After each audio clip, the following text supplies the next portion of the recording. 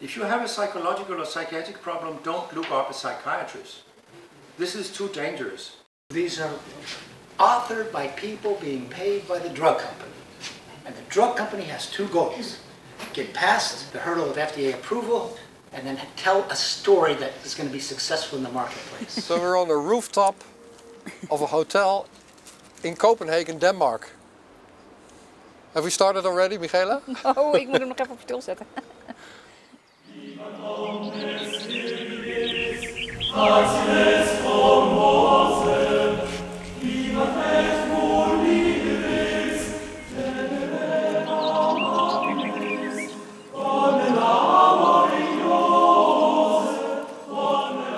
Professor Schippers, may I ask you some questions? Yes, of course. What do you want to know, Rico? On a rooftop of a hotel in Copenhagen, Denmark. Yes. It's going to be my first scientific congress. Is it a congress? Yes. What's it called? Congress, conference is the same. Conference. I'm no scientist, so what am I looking forward to, Michaéla, the next 2 days? There will be some filming and photos here, and I'm sure that you will all accept that, because in contrast to many people in healthcare, I'm convinced those who are here have nothing to hide. And we saw something outside that I would like to read aloud for you. When we came in here, there is a poster just outside the door by Margaret Mead, who said, "Never doubt that a small group of thoughtful, committed citizens can change the world. Indeed, it is the only thing that ever has been able to change the world. The big changes in the world come from individuals who are fearless." So that's also a reason why we have united today. So I'm very happy that we succeeded with this meeting, despite all the various problems we have. I've never been to a conference that's called Lack of Scientific Freedom, so that is a first for me. I think it's really interesting. I've been to a lot of conferences, and usually it's really nice because scientists exchange ideas. So they give a talk and then the public reacts, but usually you get some good ideas from them. If some people like to hear themselves talk, but that's you see that on every conference, I think, or every. So is that new then, the lack of scientific freedom conference? Is that a sign of the times? I feel it is, yeah, to be honest, because it feels like, of course, you can question if there was total freedom of science to begin with, because there's always been topics that I now find out have been suppressed. And I didn't know about the scientists, and I never, of course, you sometimes hear about a scientist that's being discarded somehow or cancelled, but then you don't know the whole story. And now I'm finding out that it used to be, yeah, so for some scientists it happened, but now it seems more common because everybody who doesn't follow the narrative can be cancelled. Yeah. So if you look back, if you now you reflect on the past 5 years or 10 years of however long your academic career has been. 20 years? I'm not talking to you directly. Okay. Well, but if you look back on your own history, certain topics may not have crossed your path, and that might have been your own disinterest. It wasn't on your route, or maybe they were suppressed already. That's the doubt that you might feel. Funny is, and I will try to either link it under this clip or grab it as a video and put it behind this little talk that we do here, of a lady working for the United Nations that says, "We've partnered with Google because when I was searching for certain topics, my favorite search engine, the one everybody still uses, doesn't give me back the United Nations preferred answers." Yeah. Or was it the communications director of the World Economic Forum? I never heard of that lady before, but when I heard her talk, I was really shocked. You know, we partnered with Google, for example. If you Google climate change, you will, at the top of your search, you will get all kinds of UN resources. We started this partnership when we were shocked to see that when we Googled climate change, we were getting incredibly distorted information right at the top. So we're becoming much more proactive. You know, we own the science. First of all, she started saying that she Googled for climate change, apparently, and she found all kinds of distorted information right at the top. That's her literal words that she said. And I'm like, okay, but people need to be able to make their own decision, or make their own, you know, see what's right and what's wrong. And so first of all, she said we partnered with Google to make sure that only United Nations and World Economic Forum results are being found right at the top. Or at the top, at least. At the top, yeah. And a second, what really shocked me was that she casually said, we own the science. And I'm like, we own the science? Who owns the science? Does anybody own the science? I think nobody owns the science, but I don't know what it means. Yeah, you were offended. I was just shocked, basically. I'm not sure if I'm offended. It's just a ridiculous statement, actually, I think. Yeah, at least so now the proper results are shown at the top of the Google search results. That's, if I'm paraphrasing, that's what she said. Yeah. But she thinks it's proper results. Yeah. Is that true? You know. The thing what Google can do is if you type a question and you've only half finished the question, like scientific free, and then you haven't formulated your question, maybe not even in your head, then Google already gives you all the suggests questions that you might want to ask. Yes.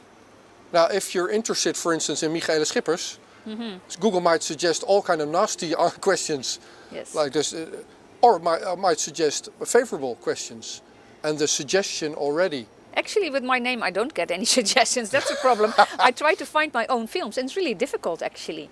Seriously. I'm sometimes Googling for films like Michaéla Schippers, Follow the Science, and then, like, let's say, Cognitive Dissonance. That's one of the films I made, and it's really hard to find it, actually. You're not listed. So probably not, or maybe in the section disinformation. I don't know where I'm at. What are we going to do here on this conference then? Yeah, we're going to talk about the lack of scientific freedom. That's actually but also for scientists, this really poses a problem because there's now a couple of problems. So one is if you do something and you have findings that nobody likes, it's a problem because then you think as a scientist, what should I do? Because people aren't going to like this. My university is not going to like this. The dean is not going to like this. The head of the university may not like it. So you're going to think about your career that you built up over 20, 30 years. You might lose it, so you have to take this hurdle. So suppose you do take this hurdle and you say, okay, I'm brave, I'm going to publish it anyway, then there's the publication process. The reviewers might not like what you're saying and you might not get past that hurdle. Then you are going to another journal. You're going to find journals that have more open reviewers or have more broad range of topics on this specific area. Then you have to also take into account that as a researcher you are being awarded if you go to a high-level journal.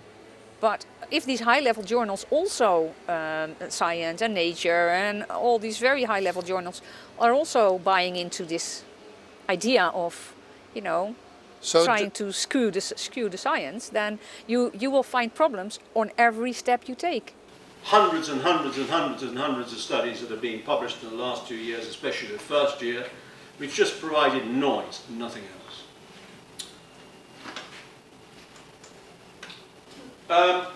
Sorry about that. The other thing that we did is, you were saying, how do we communicate? Well, we evolved a strategy whereby we first of all put our reviews on a preprint, okay? And we actually put that in a preprint server, maybe several versions. This is our viral cultures for coronavirus infectivity assessment. We put it on a preprint server. This is medRxiv, several times, and got some comments, narky comments, of course, personal attacks and all the usual stuff, but also we got some good comments. Once we gathered the good comments, we improved the manuscript and sent it for publication. And this is now published in CID, which is a publication of the Infectious Disease Society of America. So specialist journals, no longer generalist mega journals. It's a no-go area. Specialist journals are more likely to take stuff, and this has been cited now for over 250 times, this particular review. Okay, so this is the first way that we found to communicate. Do you rely on, so this is a question of conscience, but do you rely on Google to find the papers of your peers?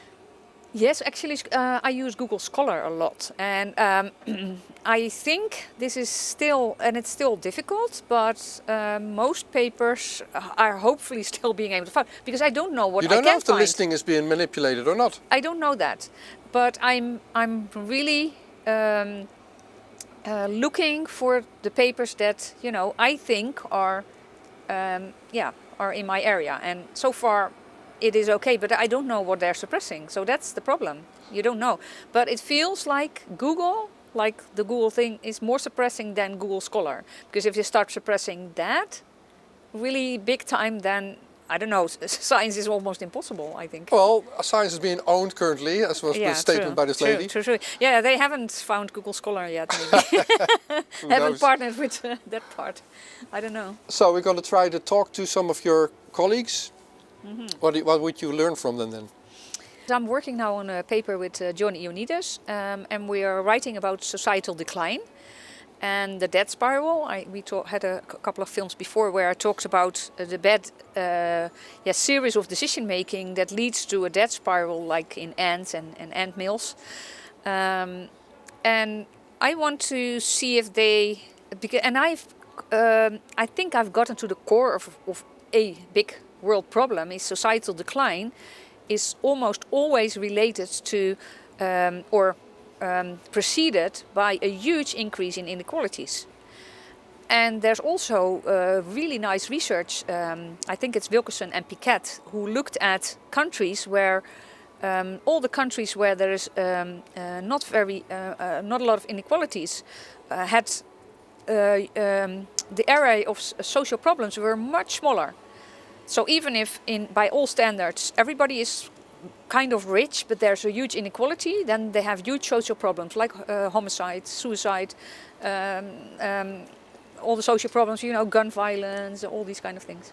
Okay, so scientific freedom or academic freedom is not an issue discussed only in the Netherlands. It's a global thing. Do we get scientists from all over the world coming here? Yes, they're coming from all over the world. So John Ioannidis is from Stanford University. Then Peter Gøtzsche wrote a book about that pharmaceuticals are the third leading cause of death in the world, and I think he got into trouble too when he published that. And yeah, so there's a whole area of Peter Gøtzsche is one of the organizers actually of this conference. All right, so. Is this going to be a self-help group? So how are you doing? How are you doing? Or are we going to find solutions here? I think both. Well, I don't think self-help, but it's just a scientific conference and you can choose any topic. But I think this is one of the main topics, because in every society in decline, the first thing also that disappears is scientific freedom, individual freedoms. So yeah, and that is of course the rise of tyranny, maybe. Yeah, and also maybe we need to stop being dependent on the big tech search engine for finding academic papers or research. Yeah, that's and easy. If it's not there yet, then maybe that would be the next challenge. It's easy said, because I think a lot of people realize that for years already. Like a person like Brett Weinstein, he was a biologist who was also speaking out on a topic that the university didn't like, and he kind of wasn't protected by his university, so he changed universities and he started what's apparently called the dark web. And I thought, ooh, this is a very nasty association that I have. So is that the dark web I would know? No, and so apparently that was a web, and I would have given it the light web or something, because it's actually something that scientists, kind of a free space for scientists to discuss topics that were off topic for. Okay. Okay, interesting. Okay, let's do this. I think the journal publishers, they don't adhere to the publishing ethics, because there are three reasons for retractions. one reason is wrong data, fabricated data. Another reason is wrong analysis, and the third reason is plagiarism. And if you say, well, this is actually not a case of plagiarism, this is not a case of bad data, it's not a case of bad analysis because we have the data from public sources, doesn't matter. They still do it. And I don't know what to do. I think the only thing one can do is complain about it, make it public, and What I can comment is that some of us feel that the role of big medical journals with their impact factors and all the rest of their concerns, they have overplayed it so much that some of us just publish elsewhere without peer review. We have had enough. Yeah. That would be really important. It certainly has. As a cycle. I don't know.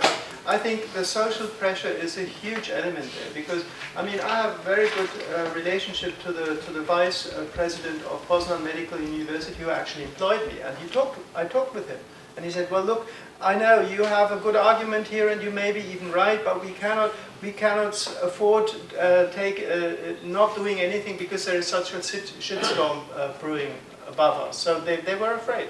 Is it also the reputation of the university that they're afraid of, maybe? Yeah, sure. Everything. At the cost of everything. the single researcher? Everything. Yeah, everything. And then character assassination is just a very consequential thing to do. Reflections on all this story. It's been incredibly difficult to keep going, like all of you, in the face of threats, censorship, personal attacks, and God knows what. I do have a female German shepherd in the family, and she is, as Peter will tell you, she is incredibly aggressive. She's a guard dog. So we all feel a little bit reassured. We refused to, Carl and I decided we were not going to answer any of the personal attacks. Carl was subjected to scurrilous attacks in BMJ and BMJ blogs, didn't answer. We got a little public support outside our group. Plenty of people writing to us, oh, you're doing wonderful work, wonderful work. Well, it's a bit like you're in a trench in the First World War, and they say, well, you go up and see if they shoot your head off. Yeah, maybe I'll follow. Now, new ways of communication are essential. Peter alluded to this. Biomedical journals, but specialists are okay because they know what we're talking about. And the peer review knows what we're talking about. And they're all sort of blab rats. So they're not really into the politics of all this very much. The specialist journals are the way to go if you want to publish.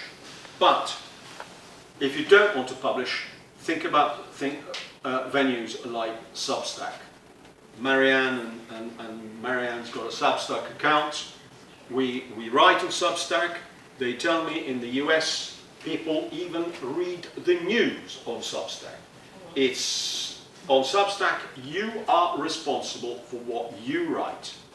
No one else. And no one else puts their hands on it. Okay, so you just write it. And we just started writing a couple of months ago. And it's really easy. Mainstream media, yeah, well, let's take questions.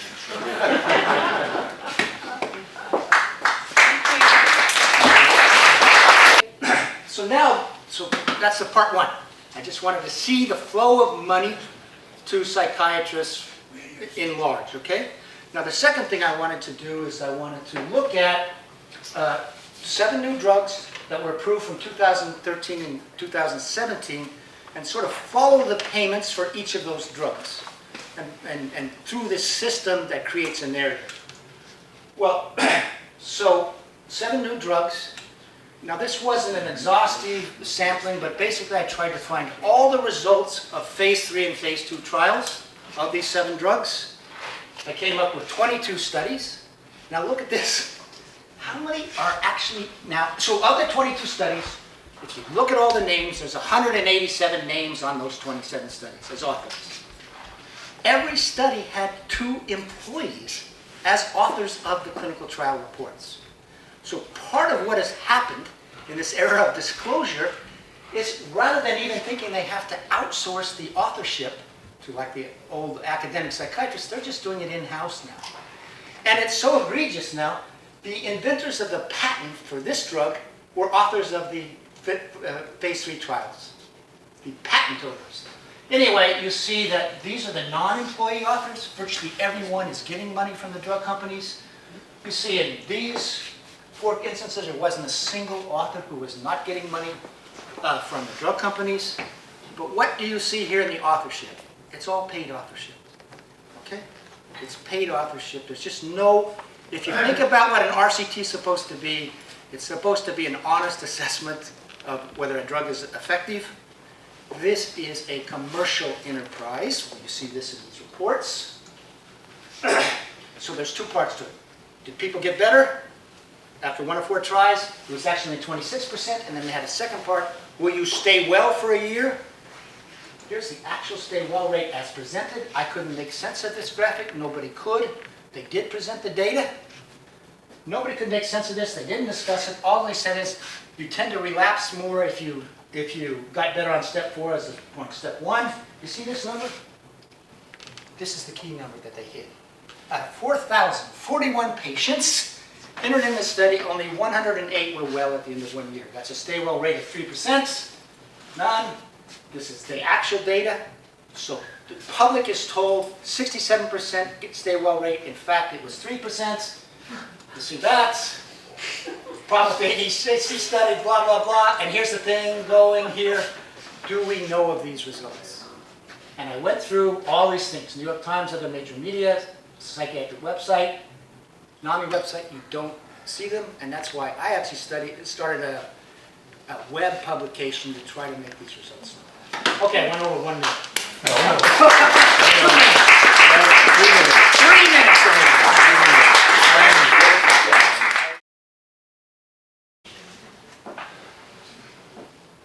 3 minutes to go, Peter. 3 minutes to go. 3 minutes left. Yes, and it will be very severe. The others went over time, so I can't have more than 1 minute.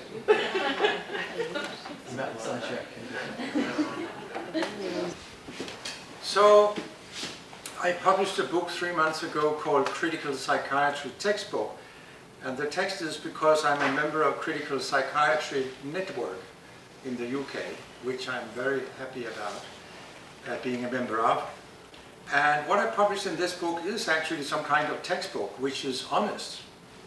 Because the psychiatric textbooks are totally unreliable. Much of what is claimed amounts to scientific dishonesty. The general impression I got was that psychiatric drugs seem to improve the lives of patients substantially and also their longevity. They do exactly the opposite.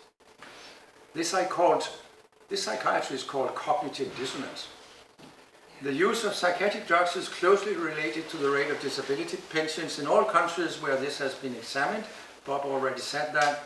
Based on the most reliable evidence I could find, good randomized trials and good comparative cohort studies, I have estimated that psychiatric drugs are the 3rd leading cause of death. This will shock most of you, but that is what I estimated in my 2015 book. And in evidence-based medicine, we use the best available evidence. This was what I did. And no matter if they are the 4th leading cause of death, they kill an enormous amount of people. So I conclude biological psychiatry has not led to anything of use, and psychiatry as a medical specialty is so harmful that it should be abandoned. It should be stopped. It kills and maims people by the millions. If you have a psychological or psychiatric problem, don't look up a psychiatrist. This is too dangerous and could cost you many years of your life if you survive. Don't forget why patients who have escaped the tyranny of forced treatment, psychiatric polypharmacy, and electroshocks call themselves psychiatric survivors. Did you ever hear about an endocrinology survivor? A rheumatoid arthritis survivor? You never heard about that.